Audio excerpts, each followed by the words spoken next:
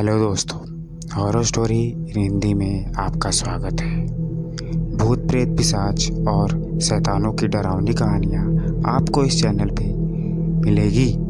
अगर आपको हमारी ये कहानियाँ पसंद आती हैं तो प्लीज़ लाइक करिए, सब्सक्राइब करिए और हमारी बेल आइकन ज़रूर दबाएं। तो चलो चलते हैं आज की पहली कहानी की तरफ।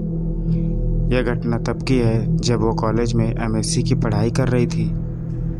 वह उस समय वहाँ के गर्ल्स हॉस्टल में रहा करती थी। परीक्षा से पहले वह और उनकी सहेलियाँ कुछ लाइब्रेरी में पढ़ाई कर रही थी। पढ़ाई करते हुए रात के 12:30 बज चुके थे।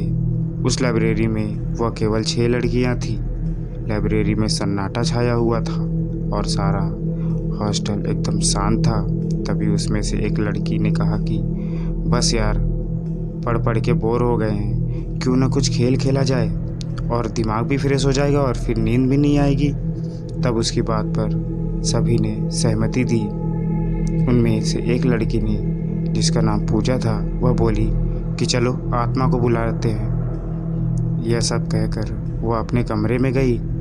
ओइजा बोर्ड लेकर आई जिस पर A to Z एक अल्फ़ाबेट 0 से लेकर 9 तक अंक और किनारे में यस और नो लिखा होता था।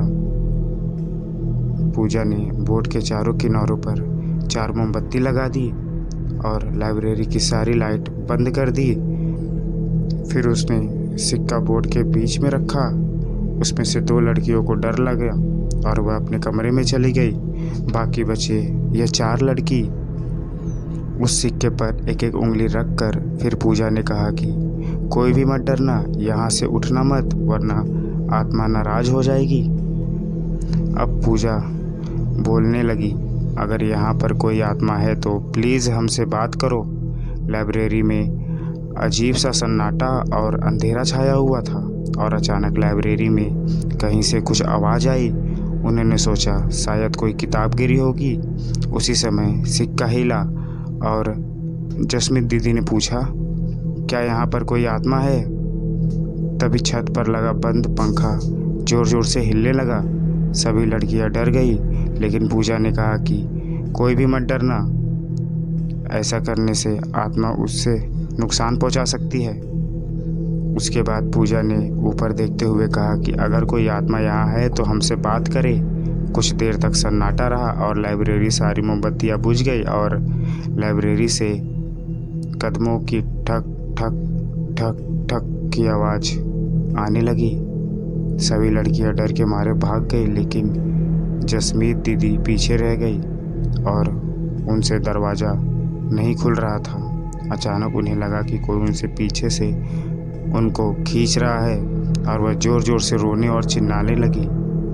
उनकी आवाज़ सुनकर हॉस्टल की सारी लड़कियां जाग गई और उठकर लाइब्रेरी की तरफ दौड़ी। हॉस्टल वार्डन और सभी लड़कियों ने मिलकर दरवाज़ा खोला और दीदी को बाहर निकाला।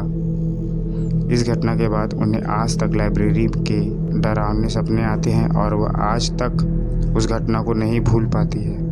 तो दोस्तों, मेरी दीदी के अनुभव को देखकर मुझे ऐसा लगता है कि कभी भी किसी आत्मा या प्रेत को परेशान नहीं करना चाहिए। धन्यवाद। जय हिंद।